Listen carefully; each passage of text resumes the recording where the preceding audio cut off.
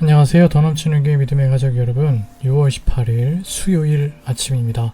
한 주간의 가장 중앙에 있는 이 수요일, 그래서 또 한 주간이 또 길게 느껴지는 수요일이기도 한데, 하나님께서 오늘 여러분들에게 또 새로운 마음들을 또 회복시켜 주셔서 남은 한 주간을 또 힘차게 살아가실 수 있게 되기를 간절히 소망해 봅니다.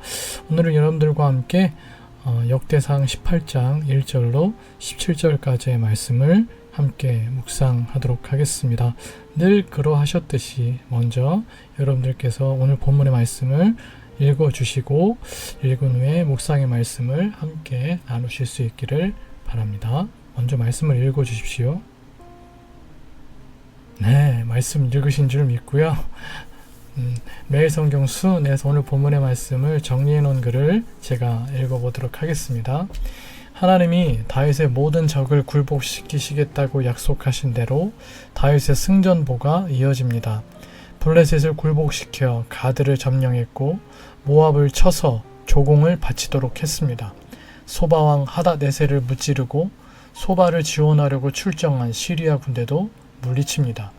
소바와 적대 관계에 있던 하마당 도이가 다윗에게 선물을 가지고 찾아오고 다윗의 용사 아비새는 에돔을 무찌릅니다. 다윗은 소바의 두 성읍 디브핫과 군에서 많은 노새를 전리품으로 취했는데 후에 솔로몬이 이 노새로 성전 기구와 그릇을 만듭니다. 이 외에도 하마당 도이가 가져온 금, 은, 노스로 만든 물건과 에돔, 모압, 암몬, 블레셋, 아말렉에서 가져온 은, 금, 전리품을 주님께 구별하여 바칩니다. 다윗은 공평하고 의로운 법으로 백성을 다스리고 나라의 제도를 세우고 사람을 중용합니다. 오늘 본문은 하나님께서 다윗에게 허락하신 그 놀라운 승리에 대한 이야기들이 잘 기록이 되어 있습니다. 오늘 본문에 보시면 블레셋, 또 모압, 소바, 또 아람, 에돔, 또 아말렉까지 많은 주변 나라들을 다윗이 다 이렇게 무릎을 꿇린 이야기들이 기록이 되어져 있죠. 근데 사실 이 나라들, 블레셋, 모압, 아람, 에돔, 아말렉에 이르기까지 이 나라들은 사실 소바를 제외하고 광야시대와 광야시대 이후 특히 사사시대에 이스라엘을 진짜 많이 괴롭혔던 나라들입니다. 이스라엘을 흔한 말로 조리돌림하듯 고통과 괴로움으로 몰아넣었던 나라들이었습니다. 간간히 기드온이나 삼손과 같은 사사들을 통해 그들로부터 잠시 해방돼서 얼마간의 평화를 누리기는 했지만 말 그대로 잠시였고 얼마간일 뿐이었습니다. 그들은 완전히 무릎 꿇리거나 그들이 이스라엘을 괴롭힐 생각도 못하게 할 정도는 아닌 딱 그 정도였습니다. 그런데 오늘 본문 이 모든 나라들이 다윗을 섬기고 조공을 바치는 나라들이 된 것입니다. 그렇게 이스라엘을 고통스럽게 만들고 이스라엘에게 거꾸로 조공을 바치게 했던 그 나라들이 전부 다 다윗을 섬기고 이스라엘을 섬기고 조공을 바치는 나라들이 된 것이죠. 놀라운 역전, 소위 대역전이 일어난 것입니다. 그런데 여기서 그치지 않습니다. 오늘 본문 다윗의 승전 기록 중 다른 나라들보다 비교적 자세하게 기록된 나라가 있습니다. 3절과 4절의 소바입니다. 제가 3절을 한번 읽어보겠습니다. 소바왕 하닷에셀이 유브라데 강가에서 자기 세력을 펴고자 하매 다윗이 그를 쳐서 하맛까지 이르고. 소바는 사실 우리에게 좀 낯선 나라죠. 성경을 읽거나 또 이렇게 설교를 통해서 소바라는 이 나라 이름을 들어보셨나요? 소바. 일본 메밀국수 말고요. 우리 소바하면 또 이렇게 아침부터 소바가 또 땡기실까요? 일본 음식 아니고요. 나라 이름입니다. 3절에서 소바는 소바왕 하닷에셀은 유브라데, 그러니까 유프라테스 강이죠. 유프라테스 강가에서 세력을 떨치고자 했던 나라였고 왕이었습니다. 유프라테스 강 많이 들어보셨죠? 세계 4대 문명 중 한 곳인 우리가 비옥한 초승달 지역이라고 하는 메소포타미아 문명의 발원지로 우리가 중고등학교 때 열심히 배웠던 그런 강이었습니다.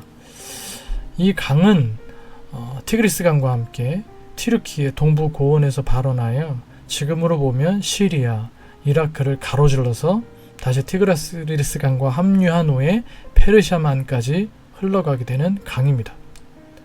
후에 아시리아, 바벨론, 페르시아 제국까지 이 제국까지 전부 다 모두 유프라테스 강을 거점으로 대제국을 건설한 나라들이죠. 그런데 그 제국들 이전에 다윗왕 시절 바로 이곳에 소바라는 신흥 제국이 일어났던 것이었습니다. 아시리아, 바벨론, 페르시아 이전에 그런 거대한 꿈을 꾸었던 나라가 바로 소바였습니다. 여러분, 그들의 군사력과 다윗이 그들에게서 빼앗은 전리품을 볼 때 그게 가능해 보이기도 합니다. 4절에 보시면 병거, 전차죠. 전차가 1000대, 기병이 7000명, 보병이 20000명. 그리고 7절에 다윗이 빼앗아온 전리품을 보면 금방패가 있는 것을 알 수가 있죠. 소바가 얼마나 풍요로웠는지 또 얼마나 강력한 군사력을 갖춘 나라였는지를 우리가 짐작해 볼 수가 있는 것입니다. 그런데 다윗이 소바라는 이 신흥 제국이 일어나는 것을 보면서 결국 머지않아 이들이 이스라엘의 큰 위협이 될 것이라고 생각했고 군대를 이끌고 원정을 나가 승리를 거두고 많은 전리품까지 챙겨서 돌아온 것입니다.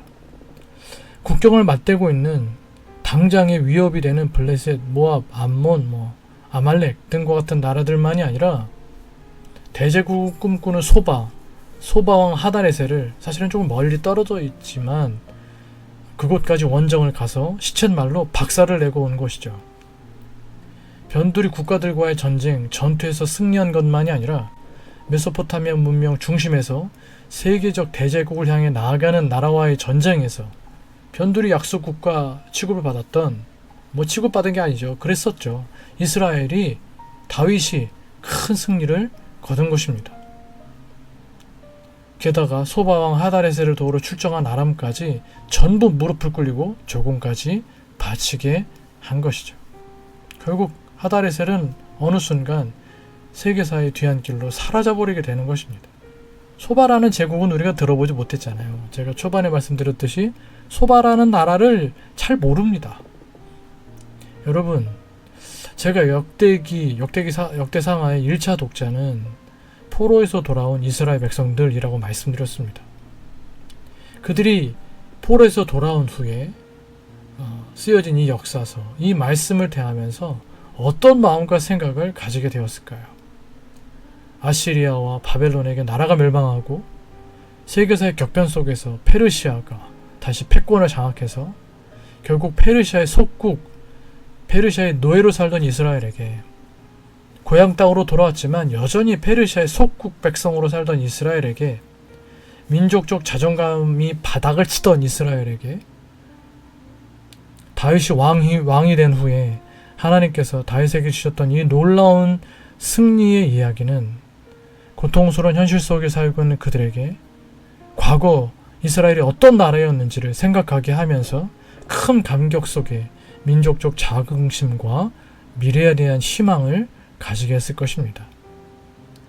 다윗이 있었기에, 다윗이 아시리아, 바벨론, 페르시아 같은 제국으로 성장할 소바를 무너뜨렸기에, 그 시기에, 다윗 시기에 아시리아, 바벨론, 페르시아 같은 제국이 없었다라는 것을 생각하게 함으로써 포로에서 돌아온 이스라엘 백성들에게 다윗처럼 하나님을 섬기고 하나님을 예배하는 삶을 살 것을 도전하고, 그러면 그들에게도 다윗 시절과 같은 놀라운 시절이 올 것이라는 세계적인 대제국들 속에서 그들의 존재를 자리매김하며 살 것이라는 벅찬 기대와 소망을 가지게 하는 것이죠. 다윗 시절에 그런 제국이 없었던 건 다윗이 있었기 때문이라는 것이잖아요. 다윗 시절에 소바가 아시리아, 바벨론, 페르시아 같은 제국이 되지 못했던 건 다윗이 있었기 때문이라는 것이거든요. 그러므로 포로에서 돌아온 이스라엘 백성들에게 다윗처럼 하나님을 섬기고 하나님을 예배하며 살면 그들이 열강들 속에서도 이스라엘이라는 나라, 그곳에서 정말 자리매김하고 그렇게 세계사 속에서 살아가는 백성들이 될 수 있을 것이라는, 그런 나라의 국민이 될 수 있을 것이라는 기대와 소망을 가지게 했던 것입니다. 사랑하는 믿음의 가족 여러분, 우리가 이 말씀을 통하여 교훈받아야 할 것은 하나님의 승리는 주변 환경이나 객관적 상황 같은 것들에 좌우되지 않는다는 것입니다. 다윗은 과거 이스라엘을 조리돌림했던 나라들 때문에, 또 세계적 대제국을 꿈꾸는 강력한 신흥 제국의 출현 때문에 위축되고 쪼그라들지 않았습니다. 그는 크고 위대하신 하나님을 신실하게 예배했고 하나님을 신뢰했습니다. 그런 다윗에게 하나님은 주변 모든 나라들로부터의 승리, 또 먼 신흥 제국과의 전쟁에서의 승리, 그리고 많은 전리품과 조공을 거두게 하셨습니다. 중요한 것은 이스라엘이 하나님 앞에서 다윗과 같으냐 하는 것입니다. 하나님의 백성이 하나님의 백성답느냐 하는 것입니다. 그동안 이스라엘이 다윗과 같지 않았기 때문에, 하나님의 백성답지 않았기 때문에, 이스라엘이 이스라엘답지 않았기 때문에 주변 나라들에게 시달리고 조리돌림 당하고 아시리아에 멸망당하고 바벨론에 멸망당했던 것이지, 그들이 다윗의 길을 따랐다면, 다윗처럼 하나님을 신뢰하고 하나님을 섬기고 하나님을 예배했다면 그들에게도 하나님께서 다윗에게 허락하셨던 오늘 본문과 같은 놀라운 승리와 영광을 허락해 주셨을 것이라는 말씀입니다. 주변 나라들이 어떠하고 유프라테스 강가에서 어떤 제국이 일어나고가 전혀 문제가 되지 않는다는 것입니다. 중요한 건 다시 말씀드리지만 우리가 다윗처럼 우리의 신앙이 하나님 안에서 바로 서 있느냐, 우리가 하나님을 온전히 섬기느냐 하는 것입니다. 사랑하는 믿음의 가족 여러분, 그렇기만 하다면, 우리 신앙이 하나님 앞에 바로 서 있기만 하다면, 우리가 하나님을 온전히 잘 섬기고 있기만 하다면 그동안 우리를 괴롭혀했던 문제가 더 이상 문제가 되지 않는 것입니다. 우리의 마음을 짓누르고 우리를 우울하게 하고 낙심하게 하고 두렵게 하던 상황이, 나를 그토록 고통스럽게 하던 상황이, 이 문제 저 문제가 나를 옥죄며 나를 그렇게 조리돌림하던 그 상황이, 우리의 무릎을 떨리게 하던 그 상황이 더 이상 문제가 되지 않는 것입니다. 사랑하는 더 넘치는 교회 믿음의 가족 여러분, 문제와 상황에 함몰되지 마십시오. 그거 한번 벗어나 보려고 온갖 내가 할 수 있는 노력들 기울이는 거 여러분 멈추십시오. 하나님은 우리의 문제보다, 아니 인생 가운데 어떤 문제보다 크시고 강한 줄 믿습니다.